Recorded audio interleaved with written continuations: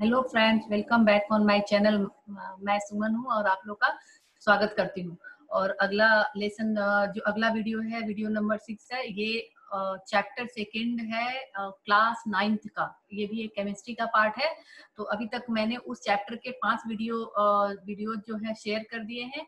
अब ये मेरा नेक्स्ट वीडियो है और जिसमें कि हम कैसे सेपरेट करेंगे डिफरेंट कंपोनेंट को मिक्सचर से, उसके बारे में है। और वीडियो बिल्कुल लास्ट तक देखेंगे आप। और अगर YouTube पे मेरा वीडियो ब्लर आता है देन यू हैव ऑप्शन, वहां पे 3 डॉट्स होते हैं YouTube वीडियो के ऊपर। Whenever you are going to press those dots, तो उसमें ऑप्शन आएगा क्वालिटी का। तो 360p और या 480p पे आप सेट कर दीजिए, बिल्कुल वीडियो जो है क्लियर आएंगे। तो और अगर वीडियो पसंद आता है, लाइक शेयर और सब्सक्राइब करना ना भूलें। तो फिर से मैं स्क्रीन शेयरिंग की तरफ चलती हूँ और वीडियो हम जो है इस तरह हम अपना इस बुक शेयर करके रीड करेंगे।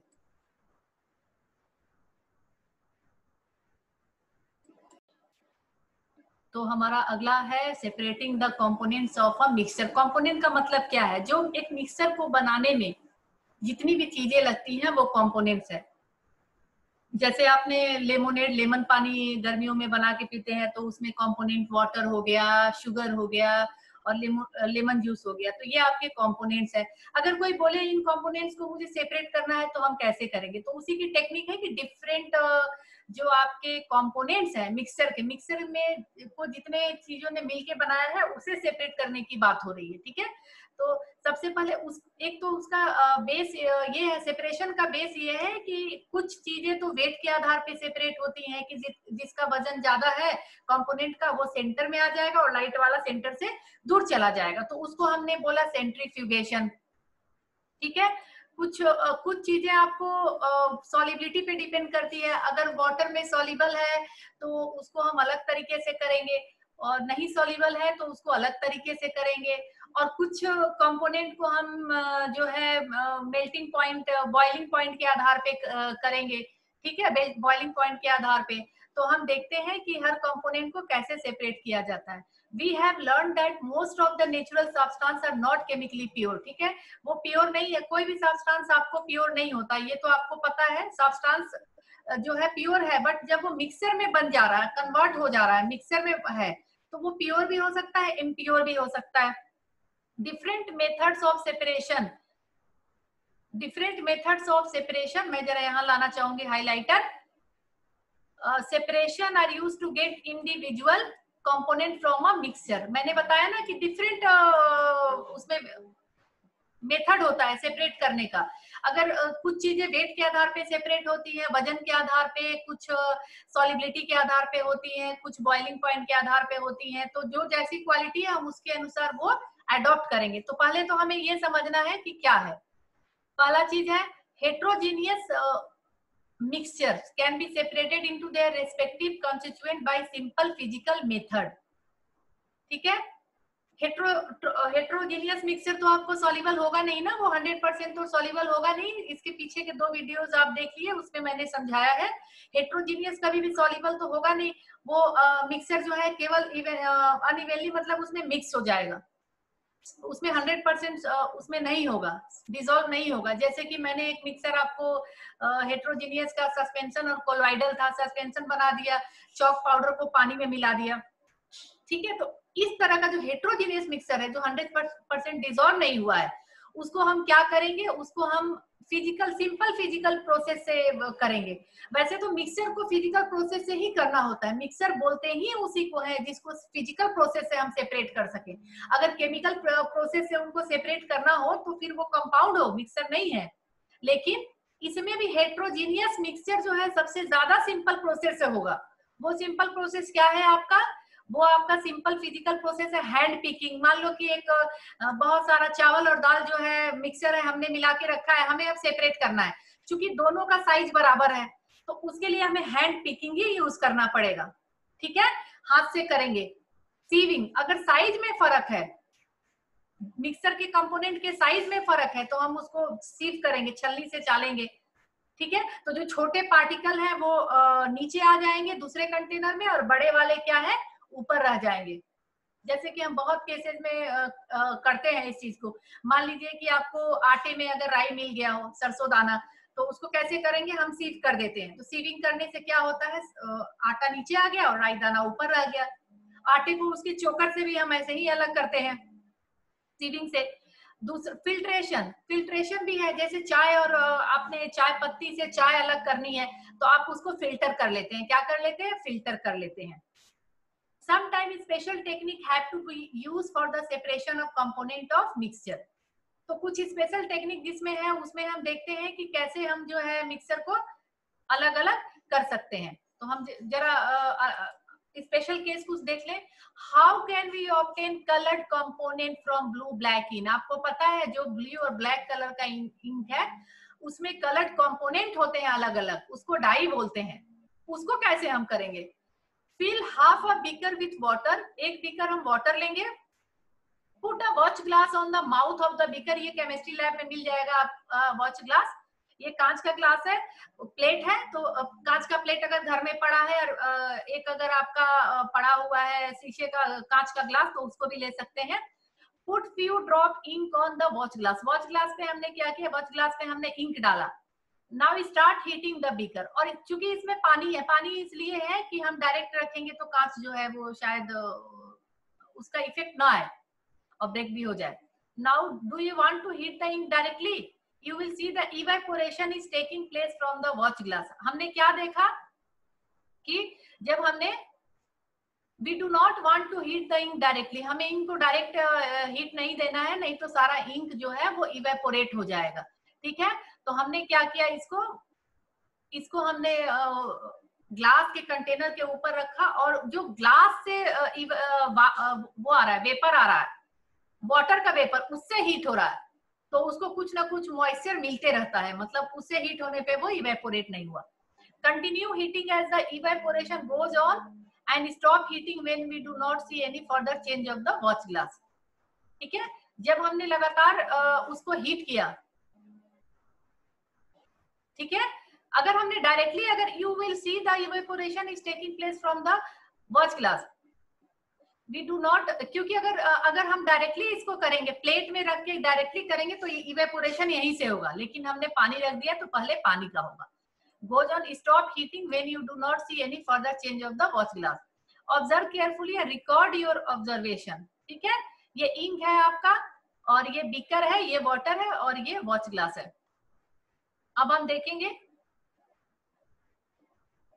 we find that ink is a mixture of dye in water, thus we can separate the volatile component from its non-volatile solute by the method of evaporation।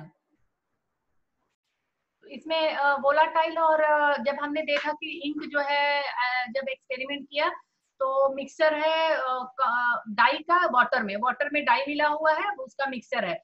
दस we can separate the volatile component. Volatile component क्या होता है, volatile जिसका vapour pressure ज्यादा होता है और easily evaporate हो जाता है, क्योंकि एटमॉस्फेरिक प्रेशर को क्रॉस करने के लिए वेपर प्रेशर जो है बहुत कम टाइम लेगा। ये मैंने अपने पिछले क्लास में बताया है, आप उसको देख जाएंगे। ठीक है, और इसके बाद है नॉन वोलाटाइल सॉल्यूट। क्या होता है नॉन वोलाटाइल, जो कि इजीली इवेपोरेट नहीं होता है। तो इवेपोरेशन के मेथड से हमने क्या किया, अलग अलग कर लिया, बाकी ऊपर चला गया। और अगर एपरेटस सेट कर देंगे हम तो पता चला जो इवेपोरेट हुआ भी उसको भी हमने दूसरे कंटेनर में कलेक्ट कर लिया, और जो पहले कंटेनर में बच गया वो नॉन वोलाटाइल था, जो इवेपोरेट नहीं हो रहा है। तो इवेपोरेशन की प्रोसेस से हम ये कर सकते हैं। अगला हमारा है how can we separate cream from milk. Cream from milk मैंने पीछे भी बताया था, milk is a colloidal mixture, colloidal type of mixture, और जिसमें कि हेट्रोजीनियस होता है, जिसमें बहुत सारे पार्टिकल होते हैं। तो मिल्क को सेपरेट करने के लिए सबसे पहले तो हम सेंट्रीफ्यूगेशन करते हैं। सेंट्रीफ्यूगेशन में क्या होता है, हैवी पार्टिकल जो है सेंटर में आ जाता है और जो हल्का लाइट पार्टिकल है मिल्क के वो बिल्कुल कॉर्नर में चले जाते हैं। जैसे आपका मक्खन निकालना, बटर निकालना, वो सेंट्रीफ्यूगेशन है, सेंटर में आना। इन पॉलीपैक और tetra pack in the market, this variety of milk contain different amount of fat.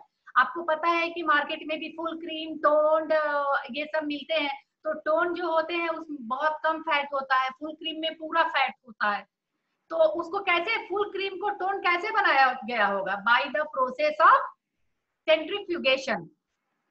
ठीक है, उसको क्या बोलते हैं? जब उसको हमने काफी ज्यादा घुमाया तो वो सेंटर में सारा हैवी पार्टिकल आ गया। इसके लिए क्या है? Take some full cream milk in a test tube, centrifuge it by using centrifuging machine. ये तो मशीन से हो रहा है, लेकिन घर में भी पहले के लोग सेंट्रीफ्यूगेशन से मिल्क से क्या करते थे? बटर निकालते थे और बटर बीच में हो जाता था सेंटर में और बाकी चीजें किनारे। तो if a centrifugation machine is not available in the school, you can do this activity at home by using milk churner. Definitely, देखिए जिसकी मैं बात बोल रही थी कि मिल्क चर्नर से भी घर के लोग करते थे, उसी से करते थे, और मिक्सी वगैरह से भी करते हैं। If you have a milk dairy nearby, visit it and ask how they separate cream from milk. और कैसे पनीर चीज वगैरह बनाते हैं, तो सेंट्रीफ्यूगेशन से ही करते होंगे। चर्निंग करने के बाद, now answer, what do you observe on churning the milk? Churning करने के बाद जिसका जो हैवी पार्टिकल है, जिसका डेंसिटी ज्यादा है, हैवी पार्टिकल मतलब जिसका डेंसिटी ज्यादा है, तो वो क्या हो गया? वो सेंटर में आ गया, बाकी चीजें किनारे चली गई। इस तरह हम सेपरेट करते हैं। After churning we observe that heavy particle of fat settle in centre and remaining light particle take place on corner. ठीक है, तो हम ऐसे लिखेंगे, explain how the separation of cream from milk take place. इसी तरह से सेंट्रीफ्यूगेशन से लेता है। Sometimes the solid particle in a liquid are very small and pass through a filter paper.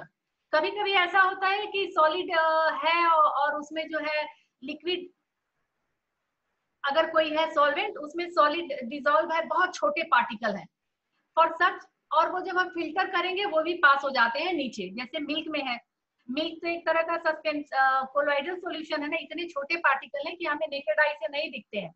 वो ना तो हेट्रोजीनियस है कंप्लीट, ना होमोजीनियस है, दोनों के बीच का है। और अगर हम फिल्टर करेंगे तो हमें ऐसा लगेगा ये होमोजीनियस है, इसमें तो कोई पार्टिकल है ही नहीं, लेकिन जब सेंट्रीफ्यूगेशन किया तो आपको अलग हो गया।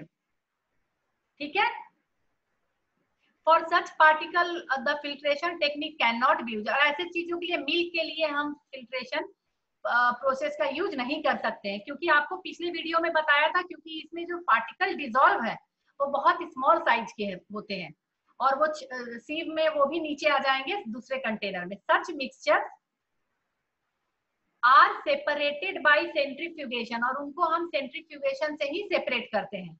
मिल्क को अगर आप ऐसे चाय छन्नी से करोगे बिल्कुल ही नहीं होगा, लेकिन सेंट्रीफ्यूगेशन कीजिए आप, देखिए वो मक्खन बीच में आ जाता है। द प्रिंसिपल इज दैट, हाँ जी, इसका प्रिंसिपल क्या है? The principle is that the denser particle are forced to bottom and the lighter particle stay at the top when spun rapidly. इसका प्रिंसिपल क्या है? वेट का है, वजन का। जो हैवी है, डेंसर है, जिसकी डेंसिटी ज्यादा है, वो सेंटर में आ जाएगा। इसी बेस पे हम ब्लड से जो है प्लाज्मा और जो है प्लेटलेट रिमूव करते हैं ना। किसी को डेंगू होता है, हम प्लेटलेट देते हैं, तो प्लेटलेट भी सेंट्रीफ्यूगेशन के प्रोसेस पे ही निकालते हैं हम। उसमें हैवी जो ब्लड आपको पता है ना, बहुत सारी चीजों से मिलके बनते हैं। प्लाज्मा है, रेड ब्लड सेल्स है, W blood cells, white blood cells है, प्लेटलेट्स हैं, बहुत सारी चीजें हैं। तो हमें अगर केवल प्लेटलेट चाहिए तो डॉक्टर क्या करते हैं? आपने सोचा है कभी डॉक्टर प्लेटलेट कैसे निकाल ले रहे हैं? ब्लड से। हमने तो पूरा ही ब्लड, हम लेट गए, हमारा ब्लड पेशेंट को जा रहा है, पर आपको पता है बीच में प्लेटलेट ही बस निकलते जाता है। तो इसी प्रोसेस से होता है, सेंट्रीफ्यूगेशन से होता है। किससे होता है? सेंट्रीफ्यूगेशन से ब्लड का सेपरेशन होता है, प्लेटलेट का और भी कंपोनेंट का। सेंट्रीफ्यूगेशन से प्लेटलेट निकल के चला गया पेशेंट को, और ब्लड फिर वापस हमें ट्रांसफर कर दिया जाता है। ठीक है, तो हमारा ये वाला पार्टिकल वेट पे था, हमारा ये वाला जो था सेपरेशन ऑफ मिल्क, जो है डेंसिटी पे डिपेंड था। सेपरेशन ऑफ डाई, याद रखिएगा, ये सेपरेशन ऑफ डाई किस पे डिपेंड था? वोलाटाइल और नॉन वोलाटाइल क्वालिटी। वोलाटाइल मतलब वो जो जल्दी इवेपोरेट होता है, और नॉन वोलाटाइल जो जल्दी इवेपोरेट नहीं होता है। अब क्यों नहीं होता है, क्यों होता है, ये आप मुझसे पूछिए कमेंट बॉक्स में आके। ठीक है, तो नॉन वोलाटाइल, ये नॉन वोलाटाइल और वोलाटाइल के ऊपर डिपेंड है डाई। सेकेंड वन इज है डेंसिटी के ऊपर है, हैवी डेंसिटी और लाइट डेंसिटी। तो ये हमारा 2 अभी पढ़ा है हमने। अब इसका एप्लीकेशन देखें हम, सेंट्रीफ्यूगेशन का, used in diagnostic laboratory for blood and urine test. Blood test में भी ऐसे ही हम यूज करते हैं, ठीक है। उसके उसके पार्टिकल को भी, चीजों को भी हम जो है वैसे ही निकालते हैं, जो उसके ब्लड के कंपोनेंट है। Used in washing machine to squeeze out water from wet cloth. Washing machine में स्पिनर होता है, स्पिन भी यही करता है, जल्दी जल्दी घूमेगा तो सारे हैवी क्लॉथ जो है सेंटर में आ जाएंगे और वाटर जो है किनारे जाके नीचे चला जाता है। तो ये आपका 2 टेक्निक इसमें है। अगला था हमारा, how can we separate mixture of immiscible liquid. 2 तरह के लिक्विड होते हैं, मिसिबल जो और इमिसिबल, जिसमें कि एक फ्लोट करता है दूसरे के ऊपर, मिक्स नहीं होते हैं। तो ये मैं अपने अगले वीडियो में बताऊंगी, क्योंकि ये वीडियो फिर नहीं तो बहुत लेंदी हो जाएगा और आपको समझ नहीं आएगा, सारा आप कंफ्यूज कर जाएंगे। तो इसीलिए वीडियो का साइज मैंने बहुत छोटा रखा है, ताकि एक एक वीडियो में आप समझ लें, फिर हम आगे चलेंगे। और तब तक आप देखते रहिए, शेयर करना ना भूलिए और सब्सक्राइब करना ना भूलिए। Thanks for watching.